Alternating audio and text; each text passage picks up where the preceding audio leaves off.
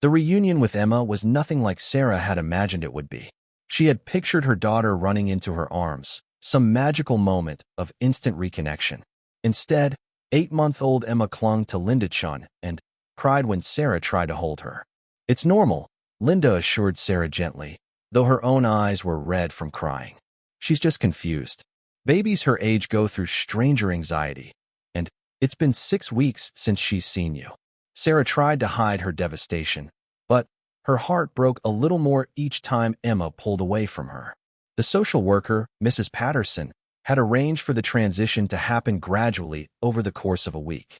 Sarah would visit for a few hours each day, gradually increasing the time until Emma was ready to come home permanently. "Remember," Mrs. Patterson said, "Emma has formed an attachment to the Chin family. Breaking that bond too quickly could be traumatic for her. We need to help her understand that you're her mother, but we can't force it." On the first day, Sarah sat across the room from Emma for an hour, just watching her daughter play with toys she didn't recognize. Emma had grown so much in 6 weeks. She was sitting up steadily now, babbling constantly, and had 2 tiny teeth poking through her lower gums. Sarah had missed all of these milestones. "Tell me about her," Sarah said to Linda Chun. "What is she like? What makes her happy?" Linda's face softened as she watched Emma play. "She loves peekaboo, and she gets excited when she hears music. She's been sleeping through the night for about 3 weeks now." Each piece of information was another reminder of how much Sarah had missed. Emma had a whole routine now, preferences and habits that had developed without her mother's input. Jake had driven Sarah to the Chun house, and he waited patiently in the living room while Sarah tried to reconnect with her daughter. Robert Chun, Linda's husband, seemed uncomfortable with the whole situation, but he was polite and tried to make conversation with Jake. "You folks have a ranch?" Robert asked. "My family does," Jake replied. "Sarah's been helping us out. She's got a real knack for working with animals." "That's good," Robert said stiffly. "Children need stability." The implication was clear. Robert Chin didn't think Sarah could provide the kind of stability that he and Linda had given Emma. On the second day, Emma allowed Sarah to feed her lunch. It was messy and awkward, with more food ending up on the floor than in Emma's mouth. But it was progress. Sarah found herself memorizing every detail of her daughter's face, trying to see how she had changed and what had stayed the same. "She's beautiful," Jake said as they drove back to the ranch. "She looks just like you." "She doesn't know me," Sarah said sadly. "I'm a stranger to my own daughter." "That will change. Give it time." But time felt like something Sarah didn't have. Every day that passed was another day of Emma bonding with someone else, another day of Sarah feeling like an outsider in her own daughter's life. Margaret Morrison tried to be encouraging. When Jake was little, he went through a phase where he would only let his father put him to bed. "I felt like a failure as a mother. But children are resilient.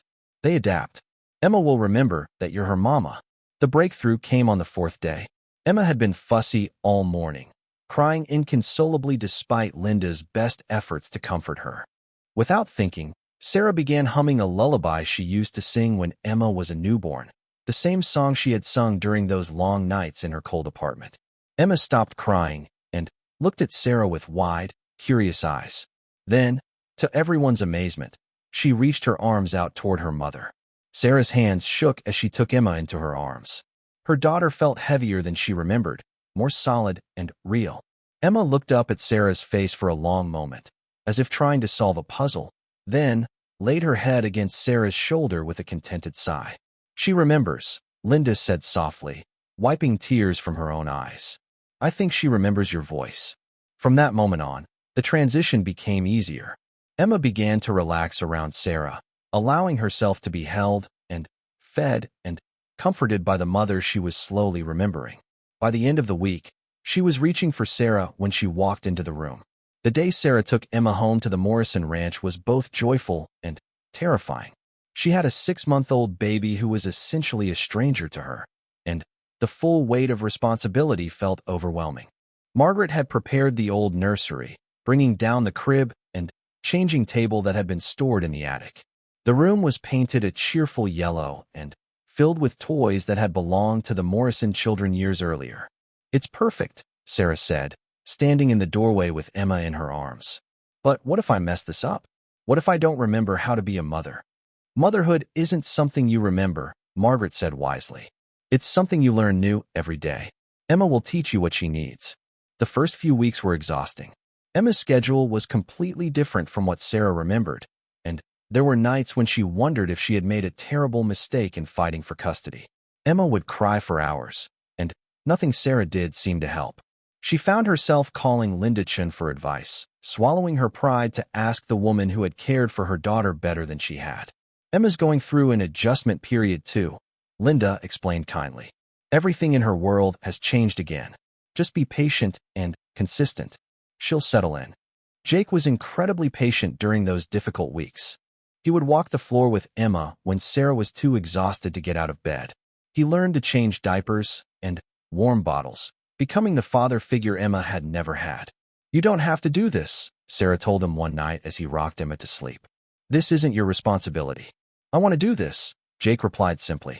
I love you, Sarah. Both of you. This is what family does. It was the first time he had said he loved her, and the words hit Sarah like a physical blow.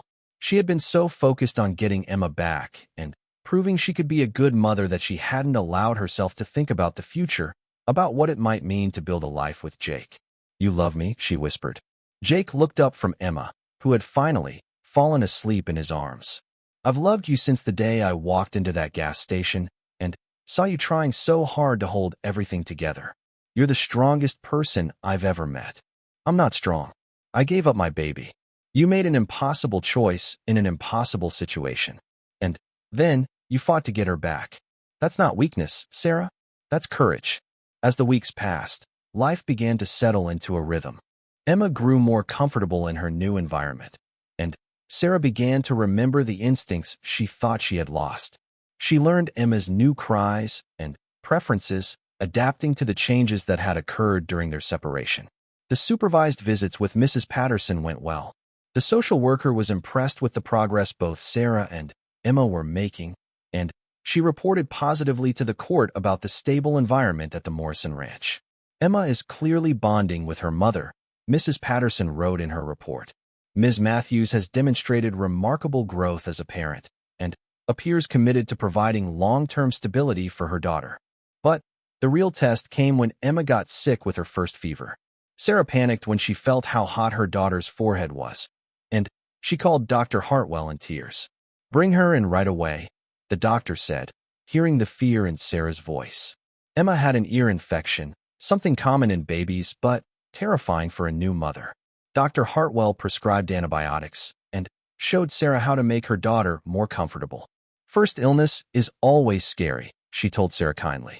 But you did exactly the right thing by bringing her in. Trust your instincts. You know your daughter better than anyone else.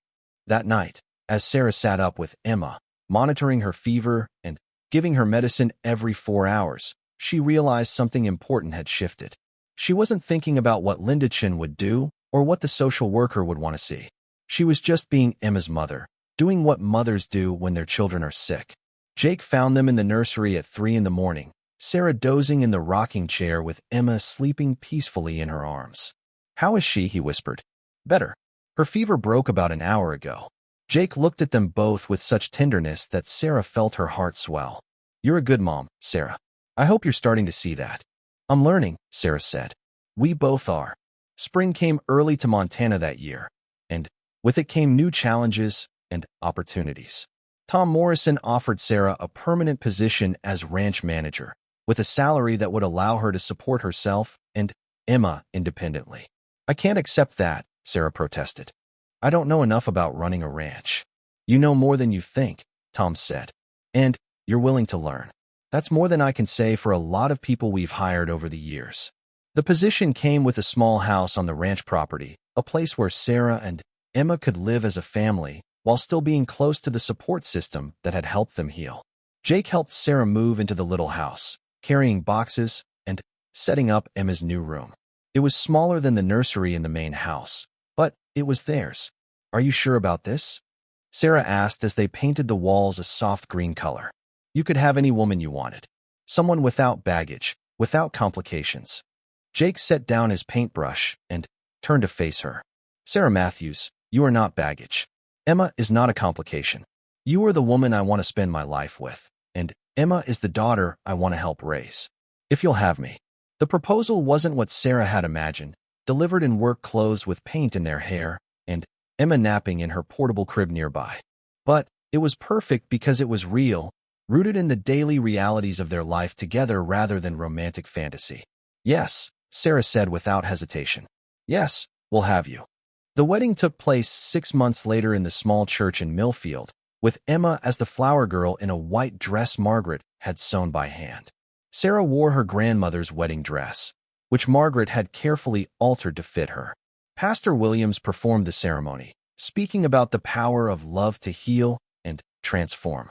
Sarah and Jake's love story reminds us that sometimes the most beautiful things grow from the most difficult circumstances. As they exchanged vows, Sarah thought about the terrified teenage mother she had been less than 2 years ago, sitting in her cold apartment and believing she had no choices left. She had nearly given up everything that mattered because she couldn't see past her fear. Now she stood in a church surrounded by people who had become her family, marrying a man who loved her and Emma unconditionally, ready to build a life based on hope rather than desperation. Emma took her first steps the week after the wedding, toddling across the living room into Jake's outstretched arms. Sarah watched her daughter's face light up with pride and accomplishment, and she felt a fierce joy that no one could ever take away. "Mama," Emma said clearly, looking directly at Sarah. It was her first real word, and Sarah felt tears of happiness streaming down her face. "That's right, baby girl," Sarah said, scooping Emma into her arms. "I'm your mama, and I always will be." 2 years later, Sarah stood in the kitchen of their little house, preparing dinner and watching Emma play in the backyard with Jake. Emma was 3 now, a happy, confident child who knew without question that she was loved and wanted. The phone rang, interrupting Sarah's contented observations.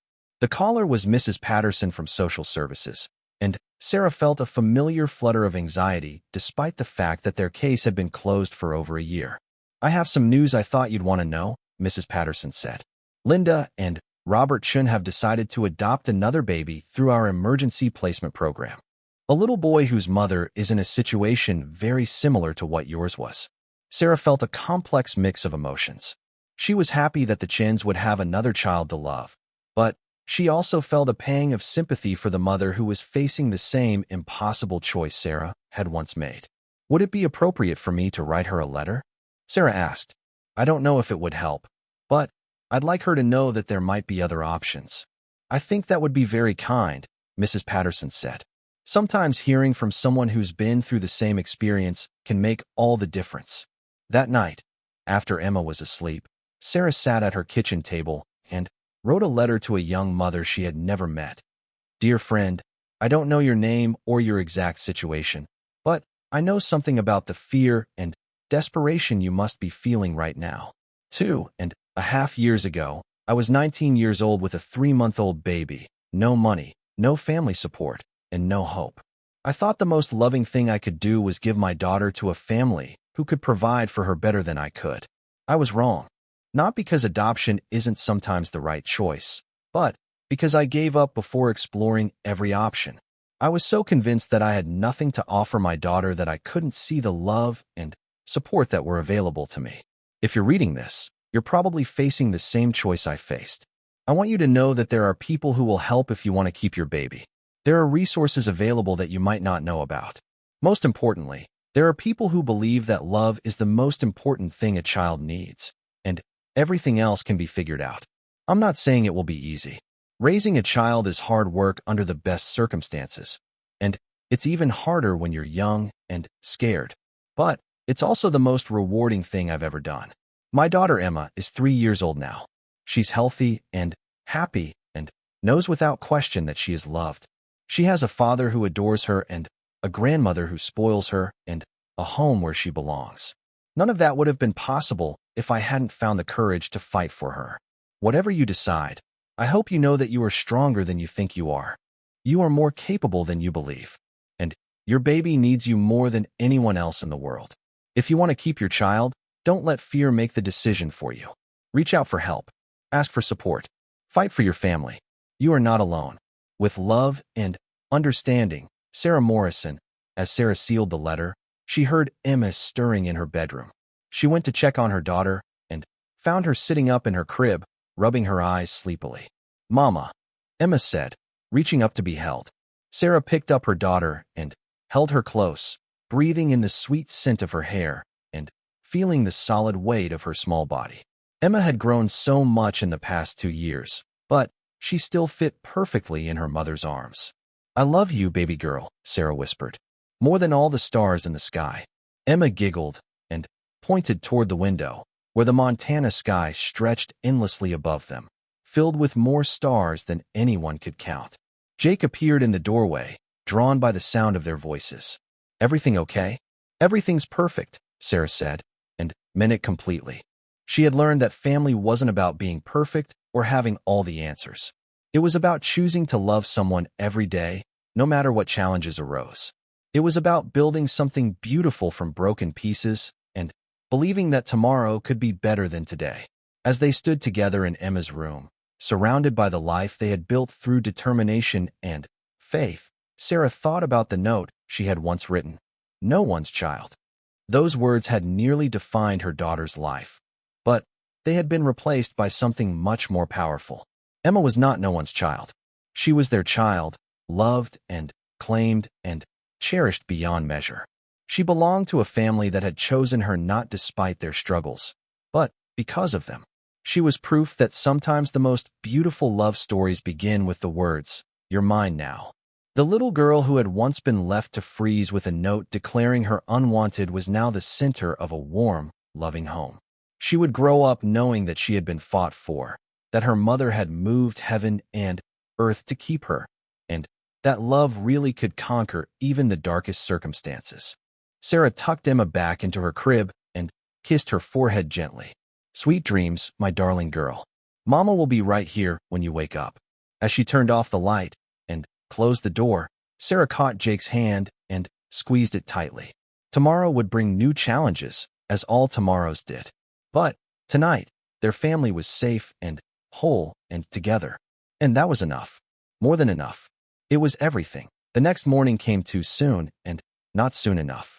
Sarah had barely slept, her mind racing with possibilities and regrets. Jake had stayed until late in the evening, helping her understand what she would need to do to try to get Emma back. The legal process would be complicated, expensive, and there were no guarantees. At 8 in the morning, Sarah found herself sitting in the waiting room of a legal aid office downtown. Jake had driven her there, insisting that she needed proper legal representation. The lawyer, Maria Rodriguez, was young but experienced in family law cases.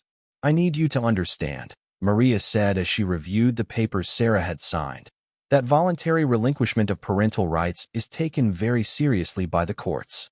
You'll need to prove that you signed these documents under duress, or that your circumstances have changed significantly enough to warrant returning the child to your care." Sarah felt her heart sink. "What does that mean exactly?" "It means you need to show the court that you can provide a stable home, steady income, and proper care for Emma.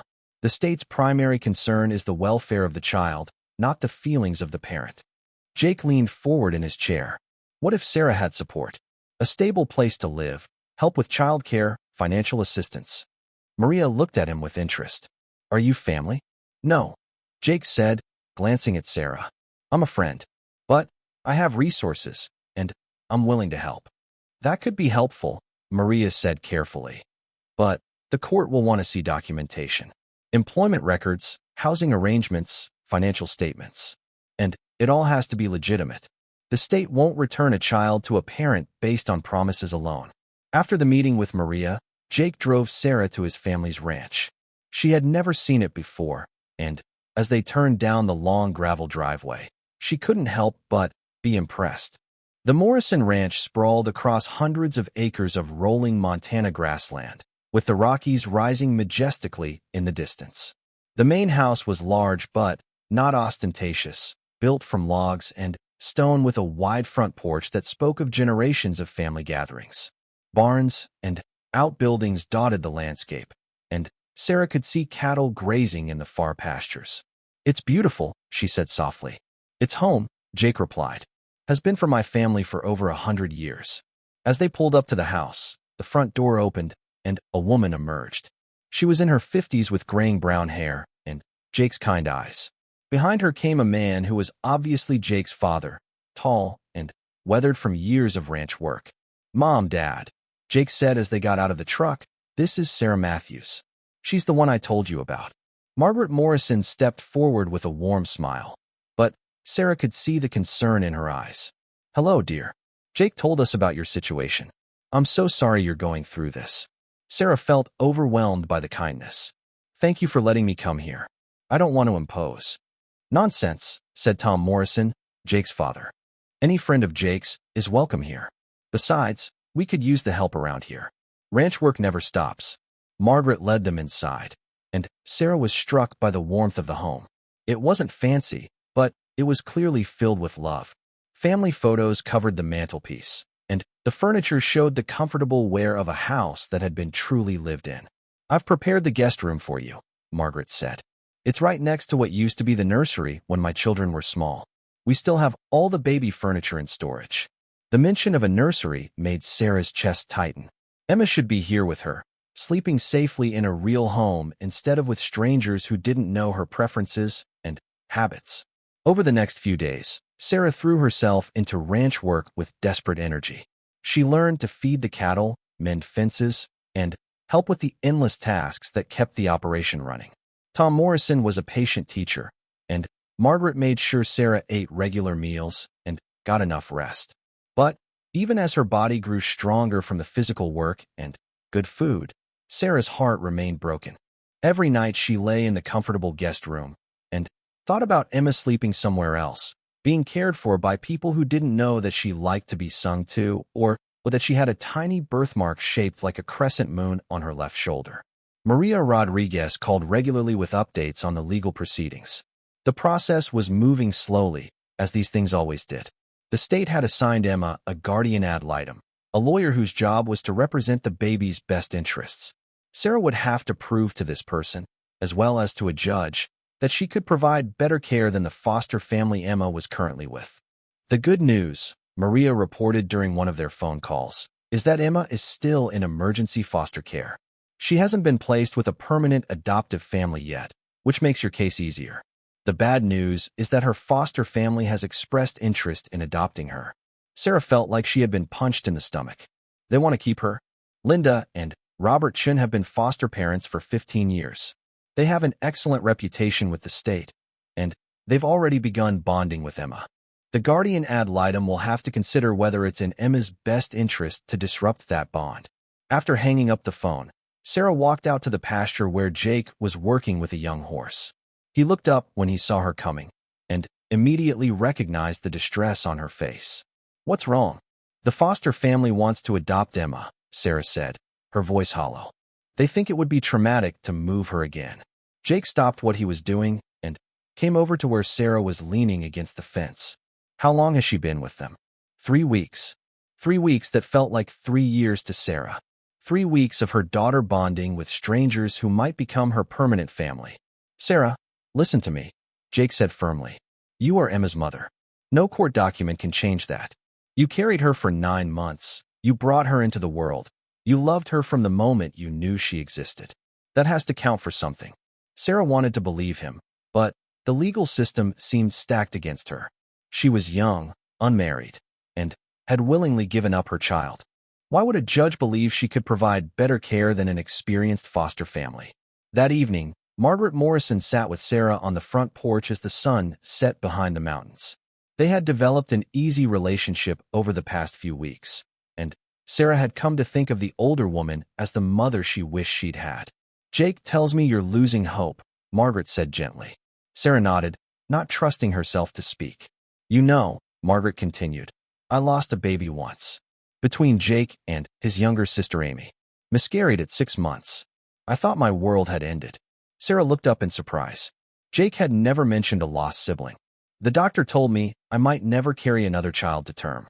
Said maybe I should be grateful for the 2 healthy children I already had. But a mother's heart doesn't work that way. I grieve that baby like I would grieve any of my children." "How did you get through it?" Sarah asked. "I almost didn't. I sank into a dark place for a while. pushed everyone away, including Tom and the kids. But eventually I realized that my living children needed their mother. And maybe, if God was willing, I might have another chance at the baby I'd lost. Did you? Margaret smiled. Amy was born 2 years later, healthy as a horse. And then, 2 years after that, we had our youngest, Danny. He's in college now, studying veterinary medicine. Sarah felt a flicker of hope. So you think I still have a chance? I think, Margaret said carefully, that you need to fight for your daughter, not just in court, but in every way that matters. Show them you're not the same scared girl who gave up her baby. Show them you're a mother who will do whatever it takes to provide for her child. The next morning, Sarah threw herself into preparations with renewed energy. She worked with Maria to gather documentation of her employment with the Morrisons, her stable housing situation, and character references from people in the community who had come to know her. Dr. Ellen Hartwell, the local pediatrician, agreed to write a letter supporting Sarah's fitness as a mother. I've known young women who had everything money could buy but couldn't love their children, she told Sarah. And I've known mothers who had almost nothing but raised wonderful children through sheer force of will and love. You strike me as the latter. Pastor Michael Williams from the community church also agreed to provide a reference, despite the fact that Sarah rarely attended services. Motherhood isn't about perfection, he said. It's about love, commitment, and the willingness to sacrifice for your child. From what I've seen, you have all of those qualities. But the most important support came from an unexpected source. Tom Morrison asked Sarah to accompany him to the bank in town one afternoon, claiming he needed help with some paperwork. When they arrived, he led her into the office of the bank president. Mr. Morrison, the banker said, rising to shake hands. Good to see you. Is this the young woman you mentioned? This is Sarah Matthews, Tom said. Sarah, I'd like you to meet James Caldwell. His bank has been working with our family for 3 generations. Sarah was confused about why she was there until Tom began speaking. Jim, as we discussed, I'd like to establish a trust fund for Sarah's daughter Emma. Something that will provide for her education and future needs, regardless of who has custody. Sarah stared at Tom in shock. Mr. Morrison, I can't accept that. It's not for you, Tom said firmly. It's for Emma. Every child deserves to know that their future is secure. And it might help show the court that Emma will have financial stability if she's returned to your care. James Caldwell spread papers across his desk. Mr. Morrison wants to establish a $50,000 education trust for Emma, with additional provisions for medical expenses and other necessities. The fund will be managed by the bank until Emma reaches 18. Sarah felt tears streaming down her face. She had been surviving on charity and kindness from the Morrison family for weeks, but this went far beyond simple generosity. This was Tom Morrison investing in Emma's future, believing that Sarah deserved a chance to be a mother. Why? She whispered. Why would you do this for us? Tom's weathered face was gentle as he answered. Because Jake cares about you, and we care about Jake. Because every child deserves a chance. And because sometimes, when life knocks you down, you need people to help you get back up. The custody hearing was scheduled for a cold February morning 6 weeks after Sarah had given up Emma. Maria Rodriguez had prepared her thoroughly, coaching her on what to expect and how to present herself to the judge. Remember, Maria said as they walked into the courthouse, you're not asking the court to give you something you don't deserve. You're asking them to return your daughter to you because you've proven you can provide for her properly now. The courtroom was intimidating, with high ceilings and formal wooden furnishings that seemed designed to make people feel small. Judge Patricia Hawkins was a stern-looking woman in her 60s who had a reputation for being tough, but fair in family law cases. Linda and Robert Chin sat across the aisle with their lawyer, and Sarah felt a pang when she saw how professional and stable they looked. They were both in their 40s, well-dressed, and had the air of people who had never struggled to pay their bills or wondered where their next meal would come from. When Emma's guardian ad litem, Susan Walsh, entered the courtroom carrying a thick file, Sarah's heart began racing. This woman held her daughter's future in her hands. Judge Hawkins called the court to order, and Maria stood to present Sarah's case. She spoke eloquently about the circumstances that had led to Sarah's original decision, emphasizing her youth, financial desperation, and lack of support system. Your Honor, Maria said, My client is not the same frightened teenager who felt she had no choice but to give up her child. In the past 6 weeks, she has demonstrated remarkable strength and determination. She has stable employment, secure housing, and a support system that will help her provide for Emma's needs. Linda Chin's lawyer argued passionately that removing Emma from her current placement would be traumatic for the child. Emma has bonded with the Chin family, he said. She is thriving in their care. To disrupt that relationship now would be cruel to the child and contrary to her best interests. When it came time for Sarah to speak, she stood on shaking legs and faced Judge Hawkins directly. "Your Honor," she began, her voice barely above a whisper before growing stronger. "I know I made a terrible mistake when I gave up Emma. I was scared and desperate, and I thought I was doing what was best for her. But I've learned that being a good mother isn't about having money or a perfect life. It's about loving your child more than you love yourself, and being willing to do whatever it takes to give them what they need." Sarah paused, gathering her courage for what came next. "I can't promise that Emma and I will never face challenges. But I can promise that she will always know she is loved, that she belongs somewhere, and that her mother will never give up on her again." Judge Hawkins listened impassively, occasionally making notes. When all the arguments had been presented, she announced that she would take the matter under advisement and render her decision within 1 week. That week was the longest of Sarah's life. She tried to stay busy with ranch work, but her mind constantly wandered to Emma. Was her daughter walking yet? Had she said her first word? Was she happy with the Chin family? Or did some part of her remember her birth mother? Jake found Sarah in the barn on the 6th day, sitting in the hay loft and staring out at the snow-covered pastures. "You're going to make yourself sick with worrying," he said, climbing up to sit beside her. "What if the judge says no?" Sarah asked. "What if I never see Emma again?" Jake was quiet for a moment. "Then we'll appeal. We'll fight as long as we have to. But, Sarah, I think you need to prepare yourself for the possibility that this might not go the way we want." Sarah knew he was right, but the thought of losing Emma forever was unbearable. "I keep thinking about that note I wrote," she said. "The one that said no one wanted her.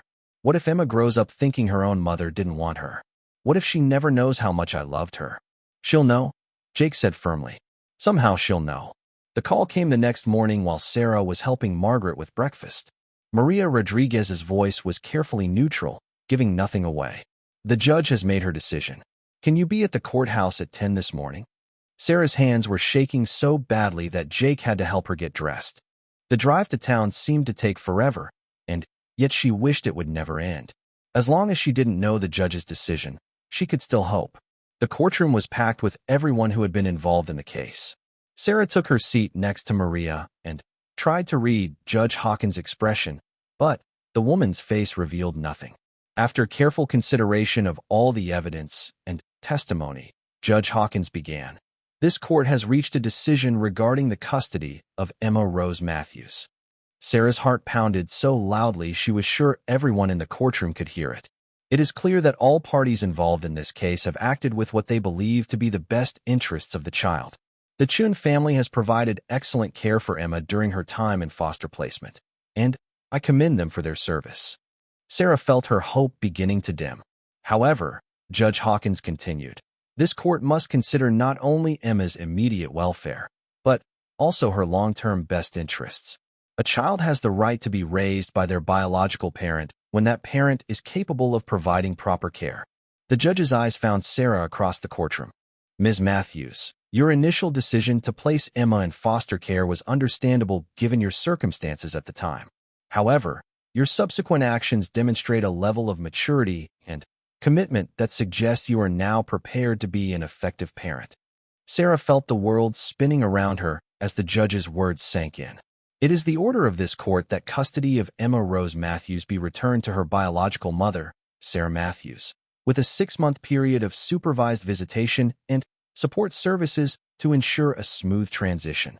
Sarah collapsed into her chair, overwhelmed with relief and joy. She had done it. Against all odds, she had gotten her daughter back. But as the reality of the judge's decision settled over the courtroom, Sarah realized that the real work was just beginning. Being a mother was about more than winning a custody battle.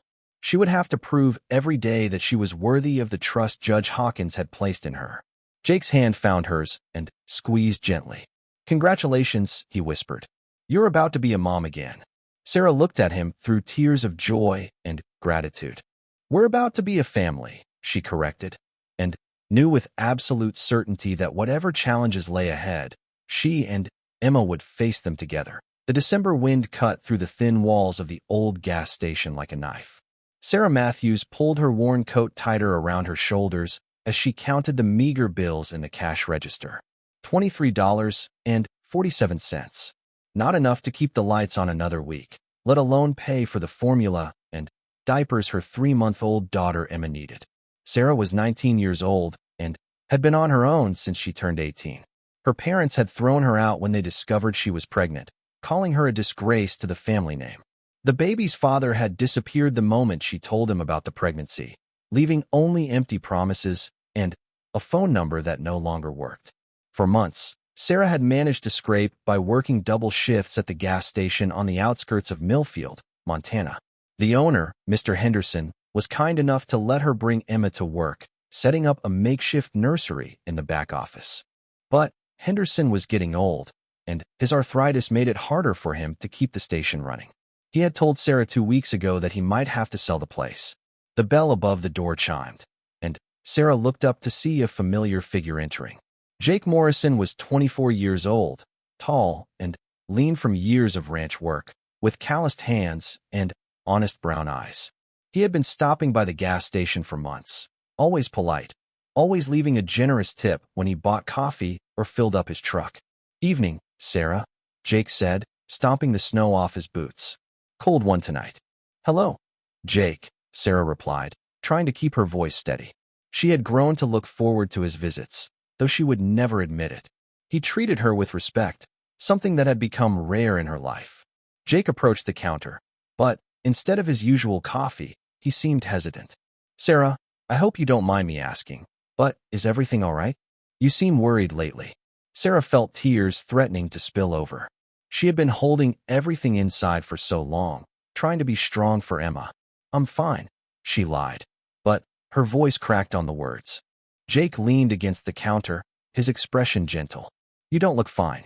And that little girl of yours, she's been fussing more than usual when I stop by.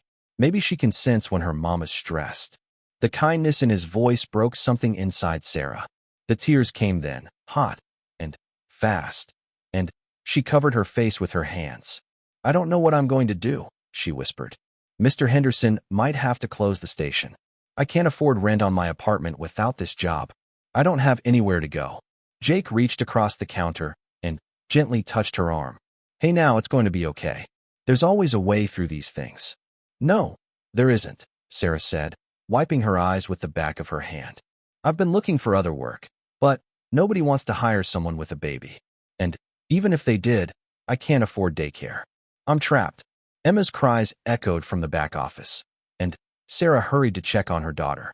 The baby was hungry again, but Sarah had already used the last of the formula that morning. She had been mixing it with more water to make it stretch, but Emma was still hungry all the time. When Sarah returned to the front with Emma in her arms, Jake was still there. He looked at the baby with gentle eyes, and Emma stopped crying for a moment, as if sensing his calm presence. "She's beautiful," Jake said softly. "Looks just like her mama." Sarah felt her cheeks warm despite everything. "She's a good baby. She doesn't deserve this life." "What do you mean?" Sarah looked down at Emma's tiny face, so trusting and innocent. "She deserves better than a mother who can't even afford to feed her properly. She deserves a real home, with parents who can give her everything she needs." Jake frowned. "Sarah, you're a good mother. I can see how much you love her." "Love isn't enough," Sarah said bitterly. "Love doesn't pay for formula or doctor visits or warm clothes. Love doesn't keep the lights on." The bell chimed again, and Mr. Henderson shuffled in from the bitter cold. His face was grim, and Sarah's heart sank before he even spoke. "Sarah, honey, I'm sorry. I got the call today. The bank is foreclosing on the station. I have to close down by the end of the week." Sarah felt the world tilt around her. This was it, the final blow. She looked down at Emma, who had fallen asleep in her arms, completely unaware that her small world was about to crumble. Jake stepped forward. "Mr. Henderson, I'm sorry to hear that. This place has been a fixture in the community for a long time." Henderson nodded sadly. 43 years I've run this station. But times change, and I can't keep up anymore." He looked at Sarah with genuine regret. "I wish I could help you, dear, but I don't know what I'm going to do myself." After Henderson went to his office to make phone calls, Jake turned back to Sarah. "Do you have family you could stay with? Anyone who could help?" Sarah shook her head. "My parents made it clear I'm not welcome. I have a sister in California, but she's got her own problems. I'm on my own." Jake was quiet for a long moment, studying her face. "What about Emma's father?" "Gone," Sarah said simply. "He wanted nothing to do with us." "I'm sorry. That's not right." Sarah appreciated his sympathy, but sympathy wouldn't solve her problems. She had been thinking about it for weeks now, the terrible thought that kept creeping into her mind no matter how hard she tried to push it away. "Jake," she said quietly, "do you think there are good families out there who would want to adopt a baby? Families who could give her everything I can't?" Jake's expression grew serious. "Sarah, don't talk like that. You're Emma's mother. She belongs with you." "Does she?" Sarah asked, tears starting again. "When I can't feed her properly. When I don't even know where we'll sleep next week. What kind of life is that for a baby?" Jake was quiet, seeming to struggle with his words. Finally, he spoke. "My family has a ranch about 20 miles north of here. It's been in my family for 4 generations. It's not fancy, but it's warm, and there's always food on the table. If you needed a place to stay while you figured things out." Sarah looked up at him in surprise. "I couldn't impose on your family like that." "It's not imposing. We've got plenty of room, and my mother loves babies. She raised 5 kids of her own." The offer was tempting, incredibly tempting. But Sarah knew she couldn't accept charity, especially not from someone she barely knew, no matter how kind he seemed. "That's very generous, but I can't. I won't be a burden on anyone else." Jake looked frustrated. "It wouldn't be a burden. You could help around the ranch, earn your keep. We always need extra hands, especially during calving season." Sarah shook her head again. "I don't know anything about ranch work. You could learn. You're smart, and you work hard. I've seen how you handle everything here at the station." Before Sarah could respond, Emma woke up crying again. She was hungry, and there was nothing Sarah could do about it. The sound of her daughter's distressed cries cut through her like a blade. That night, after Jake had left and she had closed the station, Sarah sat in her tiny apartment holding Emma and thinking about impossible choices. The electricity had already been turned off for non-payment, and she was down to her last candle. The apartment was so cold that she could see her breath. Emma had cried herself to sleep from hunger, and Sarah's heart was breaking. She looked around the bare apartment, at the empty refrigerator and the overdue notices scattered on the table. Tomorrow she would have to give Mr. Henderson the keys to the station. Tomorrow, her last source of income would disappear. She thought about Jake's offer, about his family's ranch. It sounded like a dream, too good to be true. But what if it was real? What if there really were people in the world who would help a stranger without expecting anything in return? Sarah shook her head. She had learned long ago that dreams like that didn't come true for people like her. There was always a catch, always a price to pay. No one helped anyone for free. But, as she held Emma's tiny body close to hers, feeling how thin the baby had become, Sarah began to consider the unthinkable. If she couldn't provide for Emma, if she couldn't give her daughter the life she deserved, then maybe the most loving thing she could do was find someone who could. The thought made her sick to her stomach, but it wouldn't go away. All over the country, there were families who desperately wanted children but couldn't have them. Families with money and stability and love to give. Families who could give Emma everything Sarah couldn't. Sarah spent that sleepless night walking the floor of the cold apartment, holding Emma and thinking about what it meant to be a mother. Did being a mother mean keeping your child no matter what? Or did it mean making sure your child had the best possible life, even if that meant sacrificing your own heart? By morning, Sarah had made a decision that would haunt her for the rest of her life. She couldn't keep living like this, couldn't keep watching Emma suffer because of her inability to provide. If she truly loved her daughter, she would find her a family who could give her everything she needed. The decision felt like it was tearing her apart from the inside, but Sarah told herself it was the right thing to do.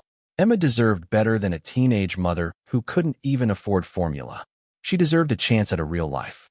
Sarah spent the next day making phone calls to adoption agencies, her hands shaking as she dialed each number. Most of them told her there was a waiting list, paperwork to fill out, home studies to complete. The process could take weeks or months, time Emma didn't have. But one agency, Valley Hope Adoption Services, told her they had emergency procedures for situations like hers. They could place Emma temporarily with a foster family while they worked on finding permanent adoptive parents. The social worker, Mrs. Chun, was kind and understanding, but she emphasized that once Sarah signed the papers, it would be very difficult to get Emma back. "Are you sure this is what you want?" Mrs. Chun asked during their phone conversation. "Placing a child for adoption is a permanent decision. You need to be absolutely certain." Sarah looked down at Emma, who was sleeping fitfully in her arms. The baby's cheeks had grown hollow over the past week, and her tiny clothes hung loose on her small frame. "I'm sure," Sarah whispered, though the words felt like they were killing her. "I want what's best for her." Mrs. Chun arranged to meet with Sarah the next morning at the social services office in town. She would bring the necessary paperwork, and if Sarah went through with it, Emma would be placed in emergency foster care that same day. That night was the longest of Sarah's life. She held Emma constantly, memorizing every detail of her daughter's face, every sound she made, every tiny movement. She sang to her, told her stories, and whispered apologies for what she was about to do. "I love you so much, baby girl," Sarah whispered as dawn approached. "More than you'll ever know. I'm doing this because I love you. I hope someday you'll understand." As the sun rose on what Sarah believed would be her last day as a mother, she dressed Emma in the prettiest outfit she owned, a yellow dress that Jake had bought for her a few weeks earlier when he noticed how quickly Emma was outgrowing her clothes. The irony wasn't lost on her. Jake had been nothing but kind to both of them, offering help without expecting anything in return. But Sarah's pride and her fear of being a burden had made her push away the one person who seemed genuinely willing to help. She wrote a note to put with Emma's things, her hands trembling as she tried to find the right words. Her name is Emma Rose Matthews. She was born on September 15th. She likes to be rocked to sleep, and she smiles when you sing to her. She's a good baby who deserves the best life possible. Please love her as much as I do. Sarah folded the note carefully and placed it in Emma's diaper bag along with the few baby items she owned. Then, she picked up her daughter one last time and walked out into the cold morning air, ready to make the most difficult sacrifice of her life. The social services office was a bland, institutional building that smelled of disinfectant and sadness. Mrs. Chun was waiting for them, a middle-aged woman with kind eyes and a gentle manner. She had brought another woman with her, a foster mother named Linda who had raised dozens of children over the years. "She's beautiful," Linda said softly, looking down at Emma. "I'll take good care of her, I promise." Sarah nodded, unable to speak around the lump in her throat. Mrs. Chun spread the paperwork across a small table and began explaining each document. Sarah signed her name over and over again, each signature feeling like another nail in the coffin of her dreams of motherhood.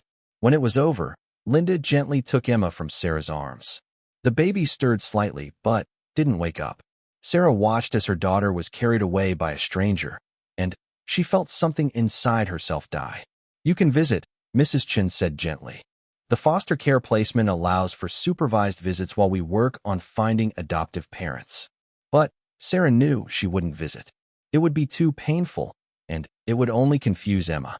It was better to make a clean break, to let her daughter bond with her new family without the complication of a birth mother hovering in the background. Sarah walked out of the social services office empty-handed, her arms aching with the absence of Emma's small weight. She had no job, no money, and now no reason to keep fighting. For the first time since Emma was born, Sarah was completely alone. She drove back to her apartment and sat in the empty rooms, surrounded by the remnants of the life she had been trying to build for her and Emma. A crib that would never be used again. Tiny clothes that no longer had a purpose. Toys that would never be played with. That evening, as Sarah sat in the dark apartment wondering what to do next, there was a knock at her door. She almost didn't answer it, but the knocking persisted. When she opened the door, Jake was standing there with a concerned expression on his face. "I went by the station looking for you," he said. "Henderson told me it closed today. Are you okay?" Sarah tried to compose herself, but she knew her eyes were red from crying. "I'm fine. Just making some changes." Jake looked past her into the apartment, and she saw his expression change as he took in the baby items scattered around the room. "Where's Emma?" he asked quietly. Sarah's careful composure crumbled. "She's gone," she whispered. "I gave her up. She's with a foster family now." Jake's face went pale. "Sarah, what did you do?" "I did what was best for her," Sarah said, though the words felt hollow. "She deserves better than what I could give her." Jake stepped into the apartment without being invited, looking around at the evidence of a mother's love scattered throughout the small space. "This is crazy," he said, running his hands through his hair.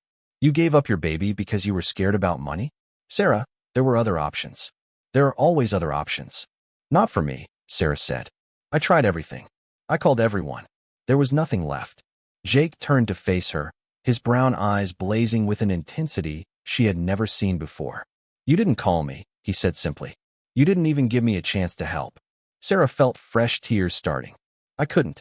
I won't be anyone's charity case." "It's not charity when someone cares about you," Jake said softly. "It's not charity when someone wants to help because they think you and your little girl deserve better." The words hit Sarah like a physical blow. Someone cared about her. Someone thought she deserved better. After months of believing she was worthless, that she had nothing to offer the world, here was this man telling her she mattered. But it was too late. Emma was gone, placed with a foster family who would love her and care for her properly. Sarah had signed the papers. She had made her choice. "I have to live with what I've done," Sarah said. "Emma is better off without me." Jake shook his head firmly. "No child is better off without their mother. Not when that mother loves them as much as you love Emma." "Love isn't enough." Sarah repeated the words that had become her mantra. "She needs more than love. She needs love first," Jake said. "Everything else can be figured out. But you can't replace a mother's love." As Jake spoke, Sarah began to realize the magnitude of what she had done. In her desperation and fear, she had given away the most precious thing in her life. She had convinced herself it was noble, that it was the right thing to do. But, looking at Jake's horrified expression, she began to wonder if she had made the biggest mistake of her life. "Is it too late?" she whispered. "Can I get her back?" Jake's expression softened. "I don't know. But, if you want to try, I'll help you. We'll figure it out together." For the first time in months, Sarah felt a flicker of hope. Maybe she had been wrong about having no options. Maybe she had been so focused on her fears that she had missed the possibility of something better. But, even as hope began to grow in her chest, Sarah knew that getting Emma back wouldn't be easy. She had signed legal documents. Emma was in the system now, and the system didn't give children back just because a mother had changed her mind. The battle for Emma was about to begin, and Sarah had no idea if she was strong enough to fight it.